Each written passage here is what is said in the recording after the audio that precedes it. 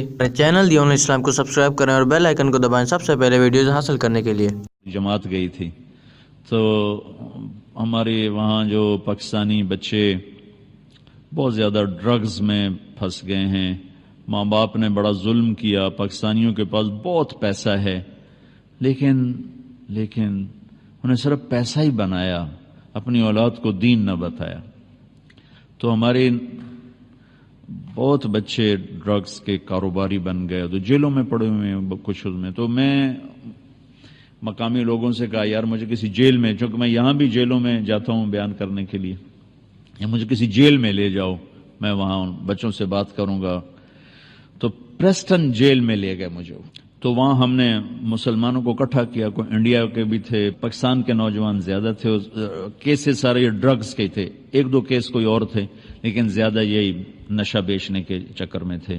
تو میں نے ان کو بٹھا کے بات کی، ان سے توبہ کروائی، بڑے خوش ہوئے وہ۔ پھر انہوں نے کہا جی ہم آپ کو جیل کا وزٹ کرواتے ہیں۔ میں نے کہا دکھاؤ بھائی، پاکستان کی جیلیں بھی دیکھی ہیں، وہاں کا نظام بھی دیکھا ہے۔ میں جب یہاں جاتا ہوں جیل میں تو وہ جو سمنا جیل ہوتا ہے اس کے لیے پورا وہ گارڈ آف آنر ہوتا ہے، سپاہی ہوشیار باش۔ ان کا سمنا جیل آیا اکیلا، کوئی آدمی ساتھ ہی نہیں، اتنی طاقتور حکومت کو سمنا جیل اکیلا ہمیں آ کے ملا اور ہمیں دعوت دی کہ آپ آج ہمارا تھوڑی مصروفیت ہے، آپ دوبارہ تشریف لائیں اور ہمارا جیل وزٹ کریں۔ وہ چلا گیا تو مجھے بتایا گیا کہ یہ تو سمنا جیل صاحب۔ تو میں کہا ابھی ساڈا ہم تھڑ تھلی مچ جاندی، یہ کون ہے؟ آگے لگ ٹپ بھی گیا تو پتہ ہی نہیں لگا کس دن۔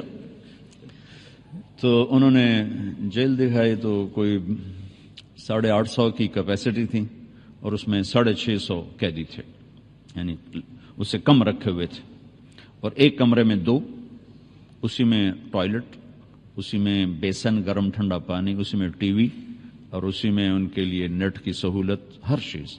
اور ہر قیدی کے لیے کوئی نہ کوئی پروفیشن سیکھنا ضروری، بہت سے شعبے بنے ہوئے دکھائے انہوں نے جس میں وہ کام کر رہے تھے، گورے بھی تھے اور ہمارے انڈین پاکستانی بھی تھے، انڈین بھی تھے، بنگالی کو نہیں دیکھا۔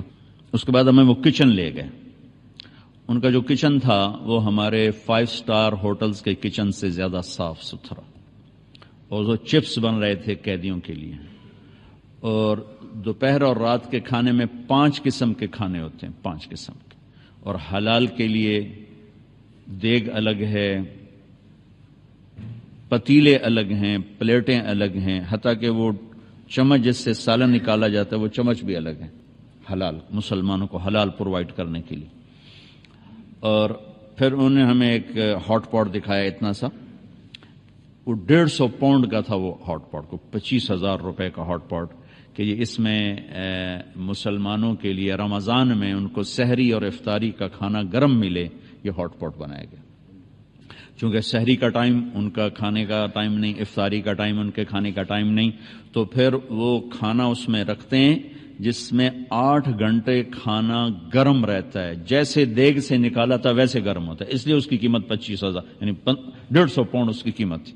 جتنے مسلمان قیدی ہیں اتنے ہاٹ پاٹ اس میں ہوں گے، وہ روزہ رکھیں نہ رکھیں ان کی سردردی، ان کی طرف سے ان کو وہ گرم کھانا ملے گا، سحری میں بھی افطاری میں بھی۔ جس دیگ میں کھانا تیار ہو رہا تھا وہ 9,000 پاؤنڈ کی دیگ تھی، یعنی کوئی 16 لاکھ کی وہ دیگ تھی۔ میں نے کہا یہ کیا بلا ہے کہ 9,000 پاؤنڈ کی دیگ۔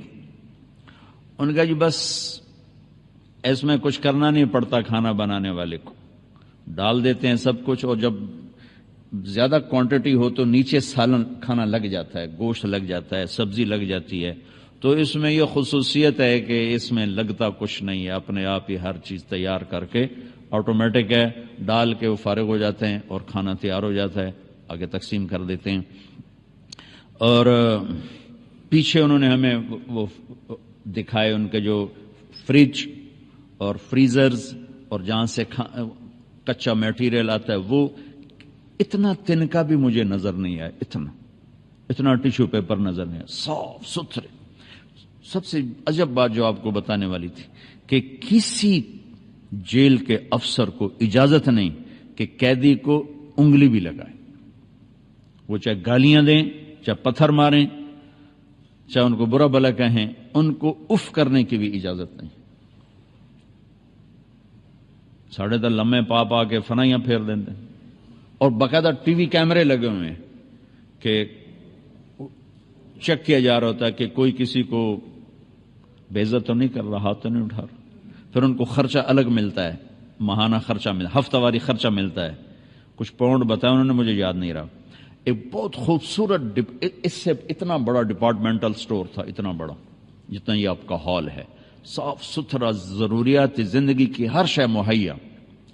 جس مذہب کے لوگ ہیں ہر مذہب کا عالم آ کر ان کو آ کے تعلیم دیتا ہے۔ اگر کسی مذہب کا ایک آدمی، ایک سکھ جیل میں تھا تو اس کے لیے ان کا عالم ہفتے میں ایک دفعہ آ کر ان کو تعلیم دیتا، اور وہ اس کی تنخواہ گورنمنٹ دیتی۔ ایک یہودی ہے، ایک ہندو ہے، ایک بدھ ہے، عالم آئے گا۔ مسلمان زیادہ ہیں تو ان کے 2 عالم آتے تھے، جمعہ میں پڑھانے والے، نماز پڑھانے والے، ان کو پریچ کرنے والے وہ آتے تھے۔ تو میں نے وہاں اپنے ساتھیوں سے کہا جس قوم کے یہ اخلاق ہوں، انہیں ہم نعرہ تکبیر سے فتح کرنا چاہتے ہیں، ہم بھی کیسے دیوانے کہ ظلم و ستم سے بھرے ہوئے، فرعونیت سے بھرے ہوئے، اور ہم چاہتے ہیں کہ ہم میدان مار لیں خالی نعرہ تکبیر۔ جو قیدیوں کے ساتھ یہ سلوک کر رہے ہوں، باہر ان کا کیا سلوک ہے؟ میں تو پریشان ہو گیا، میں نے کہا ان پہ زوال نہیں آ سکتا، چونکہ ان کی جو برائیاں ہیں وہ انفرادی برائیاں ہیں، اجتماعی ظلم نہیں ہے ان کا۔ ان کو یہ فکر نہیں ہے کہ کوئی وکیل کسی کے ساتھ مل کر میرے اوپر جھوٹا کیس کر دے گا، اور کوئی جج کا قلم فروخت ہو جائے گا، کوئی میری زمین پہ قبضہ کر جائے، کوئی میری بچی کو اٹھا کے لے جائے گا، یہ ان کو کوئی خوف نہیں۔ اجتماعی انفرادی نافرمانیاں ہیں، اور انفرادی نافرمانیوں پہ اتنی جلدی پکڑ نہیں آتی جتنی اجتماعی نافرمانیوں پہ آتی۔ ایک دفعہ موسیٰ علیہ السلام نے اللہ تعالیٰ سے پوچھا، یا اللہ، فرعون تو کہتا تھا میں خدا ہوں، تو نے اس کو اتنی لمبی حکومت کیوں دی؟ تو اللہ نے عجب بات کی کہ یہ کم بخت اپنی رعایا میں عدل کرتا تھا، اس لیے حکومت دی۔ ظالم تو بنا جب اس کو پتا چلا کہ میری گئی حکومت، تو اللہ نے کہا میں نے اس لیے اس کو حکومت دی کہ یہ رعایا میں عدل کرتا تھا، اس لیے حکومت دی، حالانکہ مجھے پتا یہ کم بخت کہہ رہا ہے میں خدا ہوں۔ ہاتھ میں ڈالیں، چلو جتنے ظلم کو آپ دور کر سکتے ہو اسے تو دور کرو، اپنے قلم کی قیمت نہ لگنے دینا، اس قلم کو نہ بیچنا، تو پھر اس کی قیمت اللہ لگائے گا۔ اور ایک جھلک اللہ کے نبی نے بتا دی ہے، ایک دن کا عدل 60 برس کی عبادت کے برابر ہے۔ ایک دن کا عدل 60 برس کی عبادت کے برابر ہے۔ کون 60 برس مصلی پر بیٹھ سکتا ہے؟ آپ کا ایک دن اس 60 برس کے برابر ہے جس پہ مصلی سے اٹھا ہی نہ جائے۔ ظلم، جھوٹ، بددیانتی، یہ 3 کام زوال لے آتے۔ میرے نبی نے فرمایا اتقوا الظلم، ظلم سے بچنا، فإنہ ظلمات یوم القیامہ، یہ قیامت کا دن تمہیں اندھیروں میں دھکیل دیں گے، ظلم سے بچنا۔ اگر امام حسین یزید کی بیعت کر لیتے تو کون سی قیامت ٹوٹ پڑتی تھی؟ سارا مسئلہ تو ہے اللہ کی رضا کا، ساری جو محنت کوشش ہے وہ تو ہے اللہ کی۔ میں آپ کے لیے کیوں بات کر رہا ہوں کہ اللہ راضی ہو جائے؟ آپ کو کس لیے تیار کر رہا ہوں؟ انصاف کرو کہ اللہ آپ سے راضی ہو جائے۔ اور اگر کسی کو پتہ چل جائے کہ اللہ مجھ سے راضی ہو چکا ہے تو وہ تو اب کانوں میں تیل ڈال کے سوئے۔ اور یہ وہ شہزادے ہیں جنہوں نے ابھی عمل کی دنیا میں قدم ہی نہیں رکھا، ماں کا دودھ پی رہے ہیں، ماں کا دودھ ابھی چھوٹا نہیں ہے، اور اللہ کے نبی یہ خوشخبری سناتے ہیں حسن اور حسین جنت کے نوجوانوں کے سردار ہیں۔ صرف جنت ہی نہیں ہیں، سردار ہیں جن کے نام اللہ نے تجویز کیے ہوں۔ حسن پیدا ہوئے تو آپ نے پوچھا علی سے کیا نام رکھا ہے؟ کہا جی حرب۔ حرب کہتے ہیں جنگجو کو، وہ دلیر بہادر تھے، انہوں نے اپنے ذوق کا نام رکھا۔ آپ نے کہا نہیں، اس کا نام ہے حسن۔ پھر حسین پیدا ہوئے تو آپ نے فرمایا کیا نام رکھا ہے؟ کہا جی حرب، وہی نام دوبارہ۔ کہا نہیں، اس کا نام ہے حسین۔ پھر فرمایا کہ جب سے آدم کی نسل چلی ہے یہ دو نام اللہ نے میرے بچوں کے لیے سنبھال کے رکھے ہوئے تھے. یہ نام اللہ نے تجویز کیے ہیں. جن کے نام اللہ تجویز کرے اور جن کو دودھ پیتے جنت کی سرداری کی بشارت ملے اور نبی کی گود جن کا بستر بنے، نبی کی کمر جن کی سواری بنے، گھر میں تشریف لاتے اور ایسے ہاتھ پاؤں ٹیک دیتے، ہاتھ اور گھٹنے زمین پر ٹیک دیتے اور کہتے آؤ بچوں میری کمر پہ چڑھ جاؤ. دونوں کو اپنی کمر پہ بٹھا لیتے اور پورے کمرے میں چکر لگاتے ایسے ایسے، پورے کمرے میں ایسے ایسے، اور پھر یوں منہ کر کے کہتے کیف مطیتکما، تمہارا اونٹ کیسا ہے بھائی، تمہارا اونٹ کیسا ہے بھائی. کائنات میں جنہیں اتنی عظیم سواری ملی ہو. ایک دن آپ ایسے ہی کھیل رہے تھے بچوں کے ساتھ اور ان کو کمر پہ بٹھایا ہوا تھا تو اوپر سے حضرت جابر آ گئے تو وہ کہنے لگے رہے ہیں اتنی بڑی سواری، اتنی بڑی سواری. تو اس پر آپ نے فرمایا تو سوار بھی تو دیکھو کتنے بڑے ہیں، سوار بھی تو بہت بڑے ہیں. اتنی بڑی سواری کا آپ نے کہا اتنے بڑے سوار. تو یہ معاملہ تو حل ہو چکا ہے کہ اللہ راضی ہو چکا ہے. یہ مسئلہ یہ ایک چھپا ہوا راز ہے. عمر گزر گئی تبلیغ میں لیکن اللہ کی قسم پتہ نہیں ہے اللہ راضی ہے کہ ناراض ہے. اور یہ پتہ نہیں ہے کہ جو کچھ آج تک ہوا ہے اللہ کے فضل سے ہوا ہے یہ اللہ کی ناراضگی کا سبب ہے یا اس کی رضا کا سبب ہے. یہ جب آنکھ بند ہوگی اس راز سے پردہ اس وقت اٹھے گا کہ کیا وہ راضی ہے یا ناراض ہے. سارے اللہ کے بندے ڈرتے ڈرتے دنیا سے چلے گئے لیکن یہ وہ لوگ ہیں جن کے اس راز سے پردہ اٹھایا جا چکا ہے اور ان کو بتایا جا چکا ہے جنت تمہارے لیے اور سرداری بھی تمہارے لیے ہے. تو یہ اگر ایک ظالم جان بچانے کے لیے تو کلمہ کفر بھی جائز ہے تو ظالم کی بیعت کرنا کفر تو کوئی نہیں ہے اور کفر نہیں ہے تو جان بچانے کے لیے اتنا تو کر سکتے تھے. اور اب صرف اپنی جان تھوڑی تھی، پیچھے سارا خاندان تھا، چھوٹے چھوٹے معصوم بچے تھے. اللہ اکبر. جس قوم کے پاس کربلاؤں کی تاریخ ہو وہ قوم خود ظلم کے خریدار بن جائیں تو زمین آسمان کانپے نہ تو اور کیا ہو. اس لیے تو یہ قصے تاریخ میں اللہ نے زندہ رکھے کہ کوئی قیامت کے دن کہہ نہ سکے جس ہن تک پتہ کوئی نہ ہی ساڑھے تا جی علم چی گل کوئی نہیں ہے کہ بدبخت یہ تاریخ ہے تیری. سورج بھی ڈوبتا ہے یہ نہیں ڈوبے، چاند گھٹتا اور بڑھتا ہے، ان کی بلندیاں نہ گھٹی نہ بڑھی، اتنی بڑھ گئیں کہ آگے بڑھنے کی چیز ہی کوئی نہیں رہ گئی تھی. تو اس کے بعد تم کیا کہتے ہو کہ جی سانتا جی پتہ کوئی نہ ہی، میرے تا جی چھوٹے چھوٹے بچے ہیں روٹی کی تو کھواؤں. تو میرے نبی کے بچے تو گردنیں کٹوا کے نیزوں پہ چڑھ گئے تھے، تمہاری اولاد اس سے زیادہ پاکیزہ تھی. میرے بچے کا ہاتھ ٹوٹا، چھوٹا سا تھا، دیوار سے گر گیا. وہ چیخ رہا تھا، مجھے اس کا رونا دیکھا نہ گیا، میں باہر چلا گیا، بیٹھ نہیں سکا. اور جو اپنے بچوں کو ذبح ہوتا دیکھ رہا ہو کیا جگر ہے.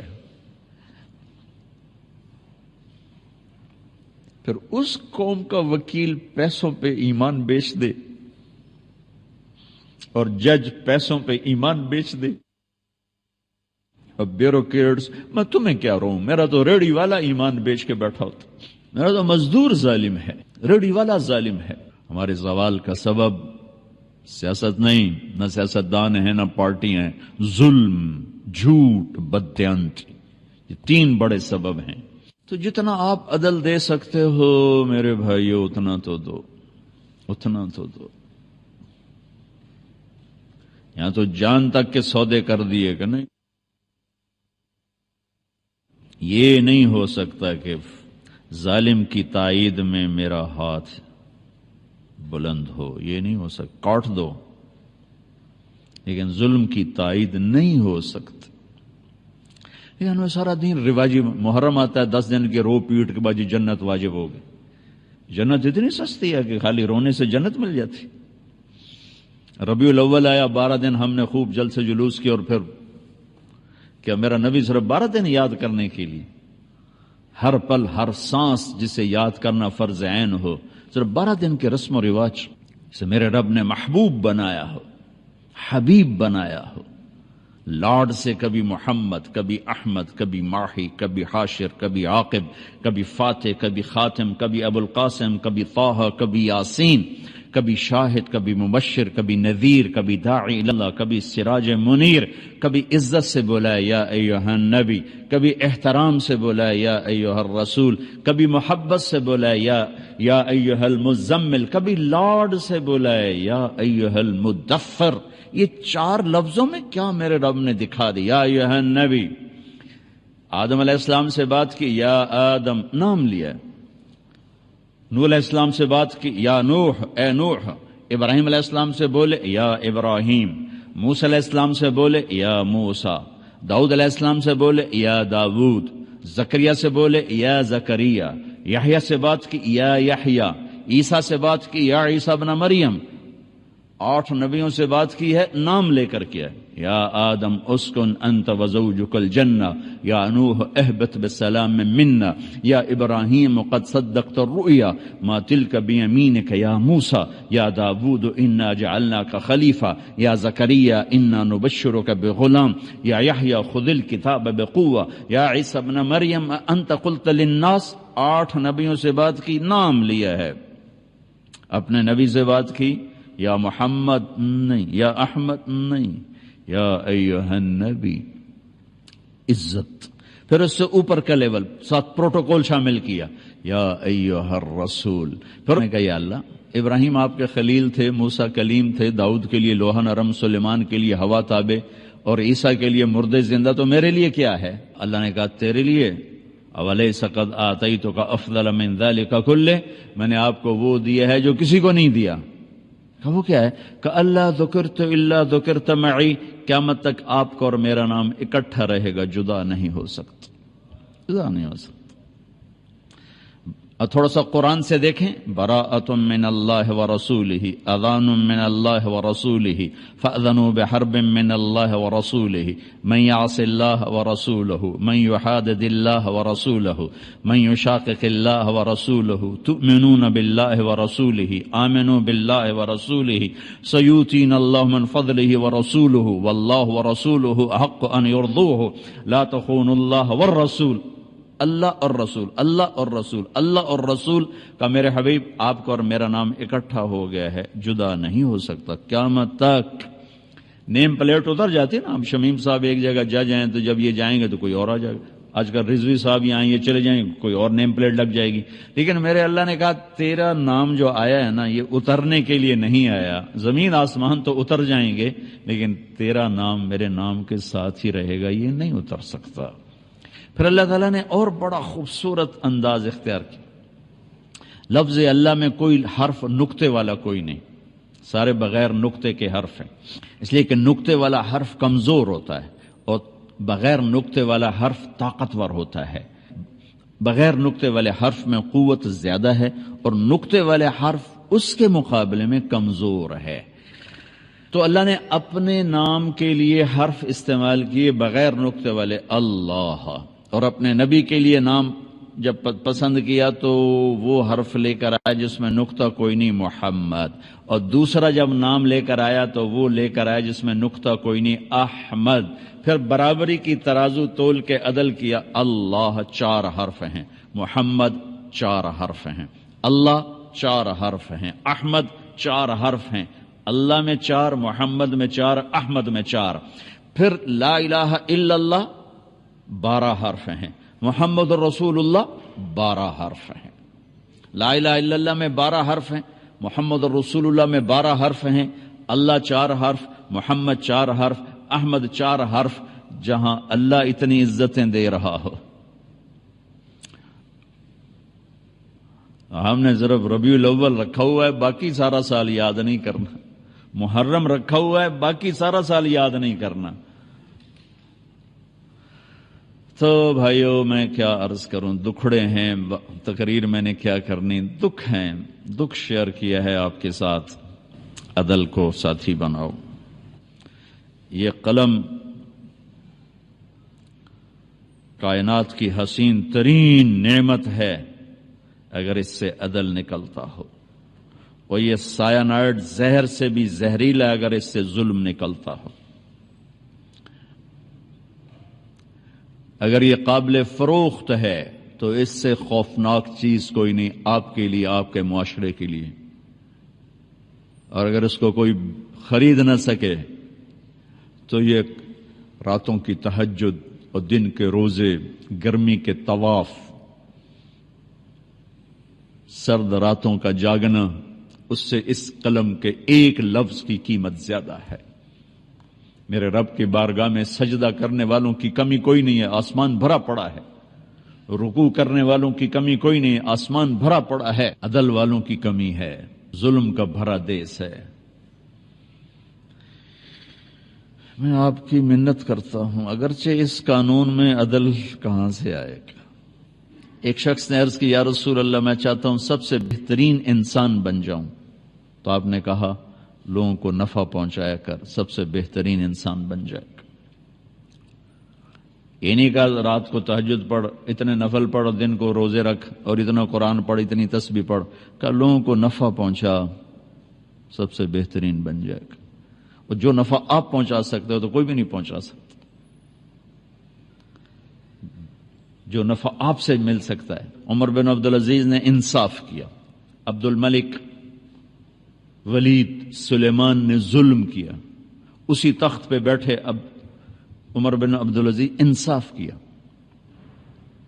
ایک اور بات یاد ہے، اچھوں سے برے، بروں سے اچھے۔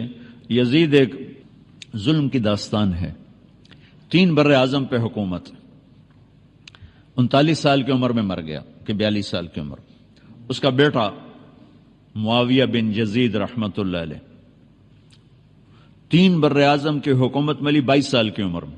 22 سال کی عمر تو پاگل پن کی عمر، اور یہ جج کی کرسی نہیں ہے جو 30 سال کے بعد ریٹائرمنٹ ہے، یہ تو موت تک کی ہے، اور کوئی مقابلے میں کوئی نہیں۔ 3 بر اعظم میں جھنڈا لہرا رہا ہے اور دنیا کے خزانے سمٹ کے آ رہے ہیں۔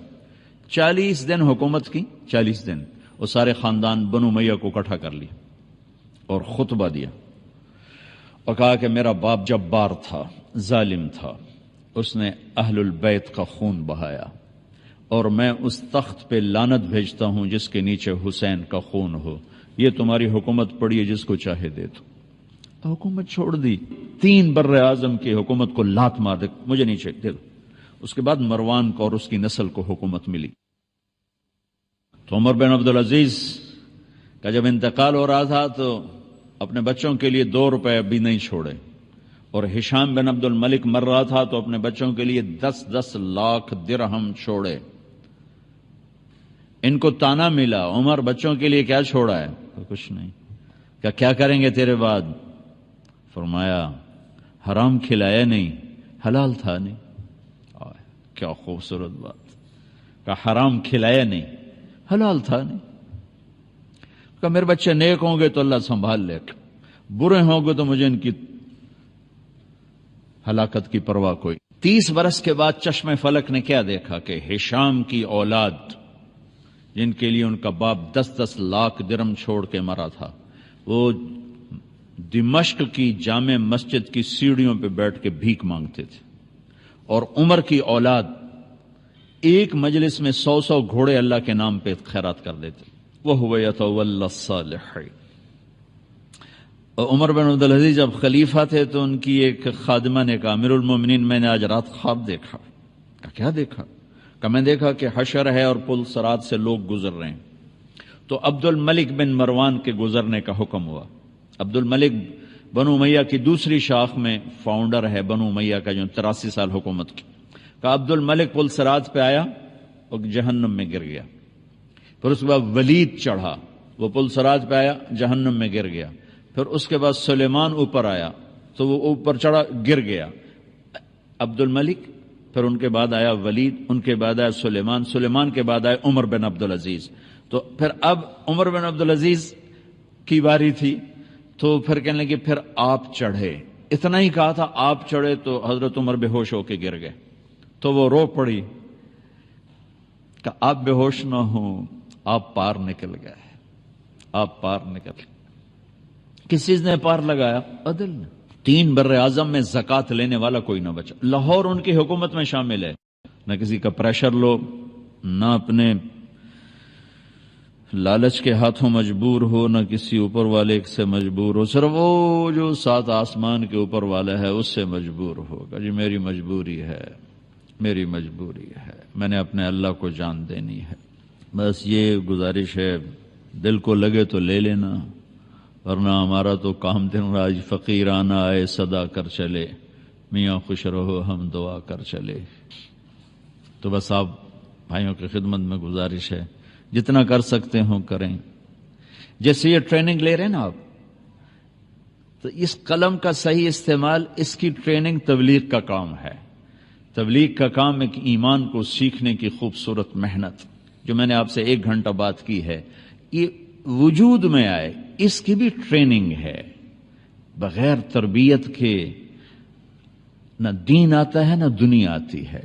تو اس وقت تبلیغ کا کام پوری دنیا میں انتہائی خوبصورت محنت ہے. اور ہمارے ملک میں لاکھوں کروڑوں برائیاں ہیں، لیکن ایک ایسا چمکتا سورج ہے. میں 6 بر اعظم کئی دفعہ پھرا ہوں. یہ حسن جو اللہ نے ہمیں یہ تبلیغ کے کام کا دیا ہے پوری دنیا میں کہیں نظر نہیں آتا ہے، لیکن ایسا کہ یہاں سے پیغام جا رہا ہے اور لوگوں کو ہدایت مل رہی، اور آخری کناروں تک جا رہا ہے اور لوگوں کو ہدایت مل رہی. میں تبیونی مشرق میں آخری جزیرہ ہے، سورج جب نکلتا ہے تو پہلی کرن تبیونی پہ پڑتی ہے اور ٹائم وہاں سے شروع ہوتا ہے، ایسٹ کا جو ٹائم ہے وہاں سے شروع ہوتا ہے. تو اس جزیرے میں عجب بات تھی کہ آدھا حصہ اس کا وہ ویسٹ میں ہے، آدھا ایسٹ میں ہے. تو ایک جگہ انہوں نے مجھے کھڑا کیا، ادھر پیر کا دن تھا اور ادھر منگل کا دن تھا، ایک ہی جزیرے پر، ایک طرف پیر تھا ایک طرف